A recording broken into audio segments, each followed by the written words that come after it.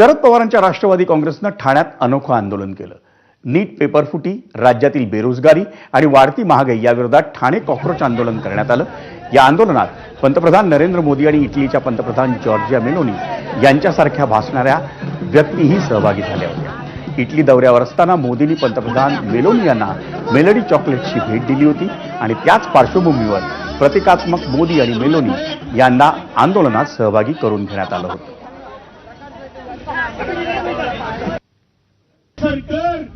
या आंदोलनामध्ये तुम्ही सहभागी होताय, डुप्लिकेट मेलोनी आणि तुम्ही काय नेमकं म्हणायचं तुम्हाला? जे आपल्या देशामध्ये जे काही आता सध्या चालू आहे ते जे यंग जनरेशन आहे, जे एवढा वर्ष अभ्यास करून जेव्हा जॉबसाठी प्रयत्न करतात, तर त्या विद्यार्थ्यांसाठी किंवा ज्या मुलांसाठी आपल्या देशामध्ये काही केलं जात नाहीये। फक्त त्या विद्यार्थ्यांसाठी फक्त दिशाभूल केली जाते, त्या अगेन्स्ट आपण हे सगळं करत आहोत। जे मोदीजी जे आज जर परदेशात जाऊन जे काही प्रतिक्रिया देत आहेत त्याबद्दल आपण दाखवत आहोत आपल्या देशाला आणि नागरिकांना की अक्षरशः म्हणजे आपल्या देशामध्ये काय परिस्थिती आहे ती।